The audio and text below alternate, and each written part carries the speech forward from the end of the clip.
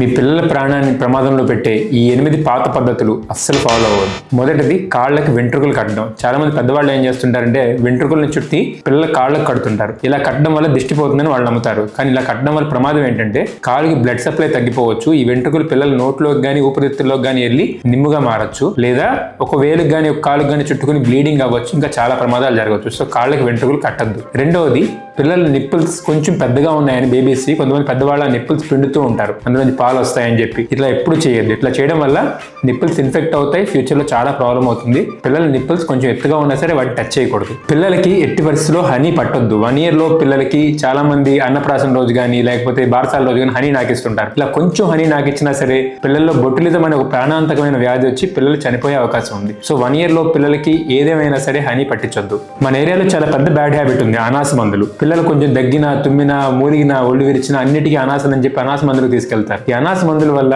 Liver గానీ kidneys గానీ fail అయ్యే అవకాశం ఉంది. సో వీటికి ఎటువంటి ఉపయోగం లేకపోగా పిల్లల ప్రాణాన్ని ప్రమాదంలో పెట్టడమే. సో ఎవరు అనాస మందుల జోలికి వెళ్ళొద్దు. ఇలాగే రాయలసీమ మరియు కొన్ని ఏరియాస్ లో మూసాంబరి అనే ఒక కెమికల్ ఉంటుంది. ఈ మూసాంబరిని పసిపిల్లలకి వేస్తే వాళ్ళు ఏడవరు అని చెప్పి రోజు పడతా ఉంటారు. ఈ మూసాంబరి అనేది చాలా చాలా డేంజరస్ కెమికల్. ఇందులో వాడే వేర్లు గానీ ఇందులో వాడే కెమికల్స్ గానీ పిల్లలకి అస్సలు సేఫ్ కాదు, పిల్లల ప్రాణాన్ని ప్రమాదంలో పెడతాయి. సో ఇలా మూసాంబరి ఎప్పుడు వాడద్దు. వసకొమ్ము పడితే పిల్లలకి మాటలు వస్తాయని చెప్పి చాలా మంది వసకొమ్ము కరిగించి పడతా ఉంటారు. ఇలా వసకొమ్ము పడడం వల్ల మాటలు రావడం ఏమో కానీ పిల్లలకి ఇలాంటివన్నీ అరగవు, ఇన్ఫెక్షన్స్ వచ్చే అవకాశం ఉంది. ఇన్ఫెక్షన్స్ వచ్చి పిల్లల ప్రాణం ప్రమాదంలో పడుతుంది. సో ఎట్టి పరిస్థితుల్లో వసకొమ్మును పట్టద్దు. నెక్స్ట్ వచ్చి కర్పూరం.